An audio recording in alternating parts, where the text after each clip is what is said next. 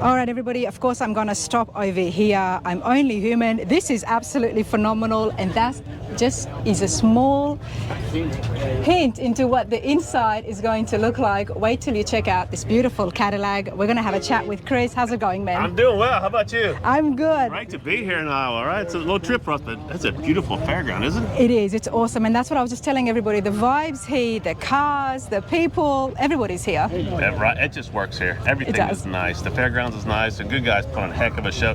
And look at the quality of these cars here. There's some, excuse me, badass cars here. No, go for it. So you can edit this out.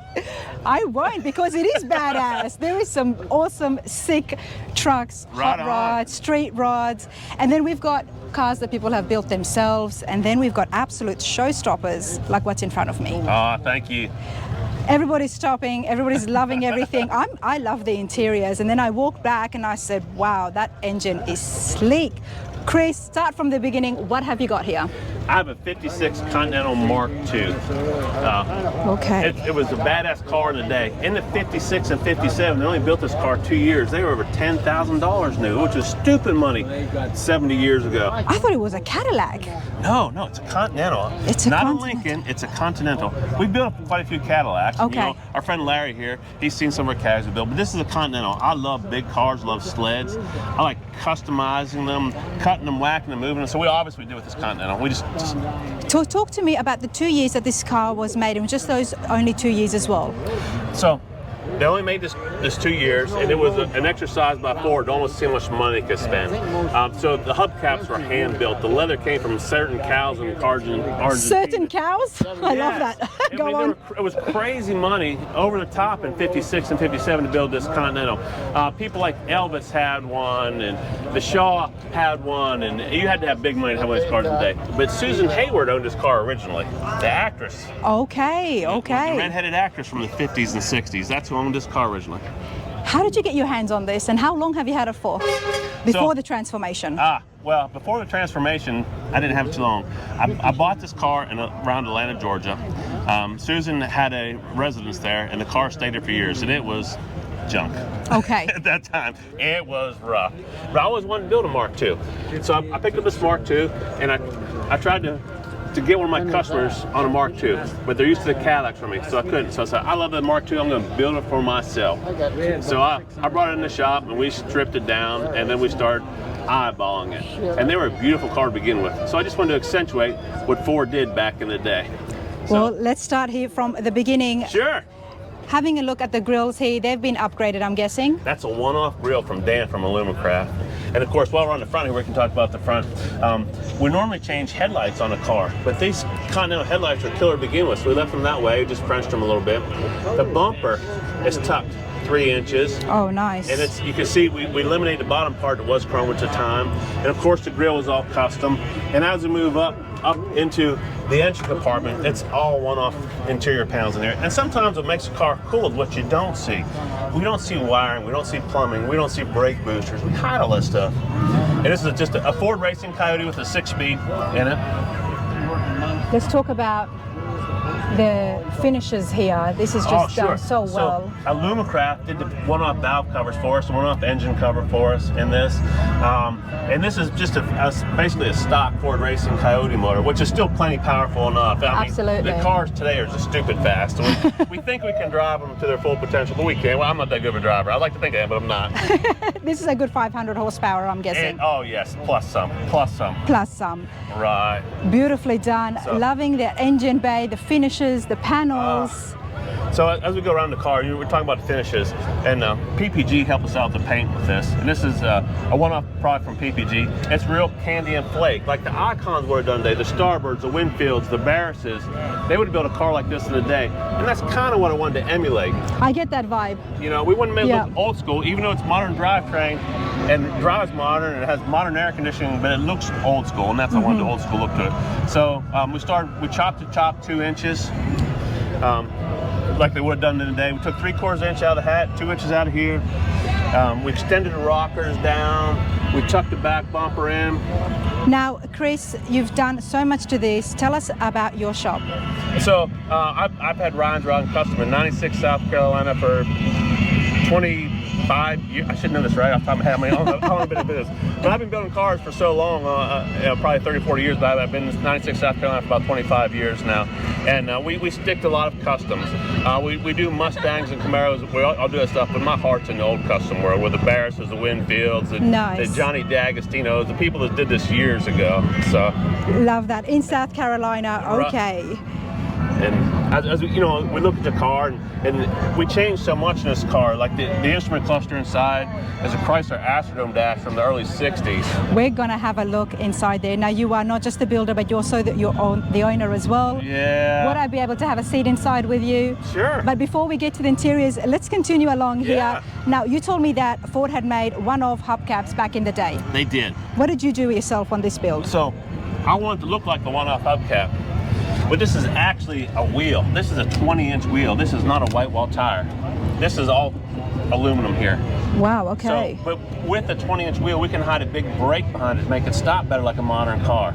So if we put a normal 15-inch wheel on a car, we have to stick with the old-style brakes. But now we can have modern suspension and brakes on this car, even though it looks old. But it just gives it such a better look as well. I mean, you want to have a big wheel over here, so. Right. Yeah, I didn't want it to look like a modern, and I love modern billet wheels, don't get me wrong, but I didn't want to have that look. I want to look old school again. It complements it. You've done it so well. It's on airbags, as we can see. It's practically sitting on the ground. Right, it's on air. We have Ride-Tech chassis under it, and our air ride's hidden under the fender amplifier in the back here. And of course we have, our guitar painted to match in there. The air ride today runs off the Bluetooth from your phone, which is kind of cool, Nice. Everything turned high-tech, but it looks still old. Okay, now talk to me about the amplifier here. You really wanted to go old school, didn't you? Right. So in the day, we would do guitars and stuff to show with the cars. And I love the air ride. And we've been with Ride-Tech for years and years now. And an awesome suspension that we have put together on this thing. And it runs like a phone. But I don't like looking at the mechanics of it, if you will. Okay. So basically that amplifier, even though it has original Fender knobs, original Fender material on it, which we got from an old music guy, but it hides my air ride. It's the actual cover for the air ride. Yeah. That's so clever. So I could show you if you like. It's not pretty under there, but I'll show you. Okay, go for it. Often we see people who get a bit fancy with their air ride system and they make glass panels, but look, there you go. This is such a great tip for people at home working on projects. It can be something as simple as this. Right, it's easy to take off and on, and I love the air ride. It's great functioning. Having said that, it's not the prettiest thing. Now, talk to me, what is the usual ride height?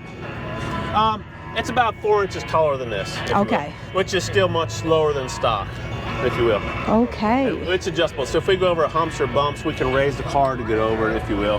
And the ride quality is far superior than it was in 56 or 57 when they built these cars.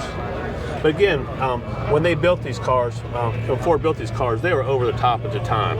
I mean, they were head and shoulders above the next car. At $10,000, I don't know what that's comparable to today's dollars, but it's probably hundreds of thousands of dollars today. Yeah. And it was stupid money. When a car in 56 and 57 might have been $4 or $5 grand if it was a badass car at that time. These are twice that. Of course. Okay. Now I'm understanding a little bit more about the type of car it is. Let's have a look at the interiors, because they're very different. I don't think they would have had this in 55 and 56, especially the running inner console that goes all the way to the back. Right. Check this out, everyone. So, and I'm not big on seeing knobs and handles. So you don't see any door handles, you don't see any window cranks. Let's just stay up, I believe. But I don't like knobs, I don't like handles. I'm seeing stuff. Okay, go on. So who did the interiors? From Mooresville handled the interior with all the leather and the Mercedes carpet inside. The dash is early Chrysler Astrodome dash. That we're going to get back into. It actually glows. It doesn't have lights in it. It actually glows. Back in the day, that's what they did. Okay, hold on. Interiors are done beautifully, and this whole console, I'm loving it. It's so different. Gives you a Jetsons vibe. Very unique. Nobody's going to sit in the back, so we wanted to look cool, but not. And they wouldn't have had that. This is your custom we interiors. Had back seats in it one time. Okay. Yeah. Now let's go around to the other side, and maybe you want to take a seat there, and I'll have a seat here. Yeah, go ahead, have a seat. Because I'm very curious to see that dome in the center there. For a second, I thought... Obviously, my door handles are under here. I don't know if you noticed that. Oh, they're not door poppers. No, the handle's under here. Oh, you do have handles. Okay. Now, for a second there, I thought these were swivel seats. They're not, but they're 64.5 Thunderbird seats is actually what they're out of. Okay. And Thunderbird at the time was ahead of the game too with their design and stuff. They had steering wheels that telescoped and moved out of the way. You know, this is an idea to column here. It's not. Oh, while we're in the steering wheel, how about this? I'm staring and absolutely loving this. So Dennis Crook from California cast this for me. This is a 61 Plymouth wheel. So, and you can see in the resin is the flake itself, and we brought it back and painted it, but it's actually from a 61 Plymouth, but the dash is killer, you know. So talk to me about this. I haven't seen one before. So I might get this technically wrong, but I'm gonna give you the general idea behind the dash. So these came in early Chryslers, and they fit in a normal spot up here, if you would. And they don't have light bulbs in them. They're electroluminescent. What does that mean? So it takes like 12 volts DC current, regular, and it converts to some crazy amount of volts AC, and the numbers and letters actually glow. They don't light up. So where does it get its power from? From the battery source? From the batteries. Okay. Yeah. So, but now imagine, now this was 60 years ago, Chrysler came up with this deal. It is so futuristic. It's not new, but it was at the time. It was way above what they were doing at the time. Wow, I'm loving Of course, we had, you this. know, our vintage air and our cruise and our tilt, and you know, and again, I like buttons, so we had all our buttons and knobs. I was just about to ask the exact same question. I'm like, where is all the knobs and buttons? There's nothing cool about knobs and buttons looking at them, is there? So let's just hide them so we don't have to see them. You definitely like your custom stuff. This is done so brilliantly. How long did it take you? It took me about a year to do this because we were, you know, busy in the shop doing other things. So my own projects take a little bit longer. Now, Susan had it, obviously. I'm guessing it didn't have too much miles on it. It was kept really well. No, it was a ragged piece of junk. It was, okay. It sat outside, and I said I got it over by Atlanta, Georgia, outside. And it was rough. It was rusty, and the rust bucket, and the interior was trashed, and the motor and transmission was junk. But it was one, and it was priced right for me, if you will. So it was killer. And even I'm sure y'all aware of Tim Strange, who helps out here. So the motor that was in this was a 368 Lincoln Y block, completely different from a Ford motor. So he's building a hot rod now and asked me about that motor. I said, I got it. So Tim is building a hot rod and redoing that motor for him, his own hot rods. That's Tim Strange from Strange Motion, everybody. Love the hot rod world. I'm loving this beautiful, very, very custom car. Chris Ryan, everybody, from South Carolina. I hope to come out and check out the shop one day and see what other crazy builds you got going on. Oh, come on. Y'all welcome anytime. I enjoyed it so much. Thank you. Love it. Thank you so much.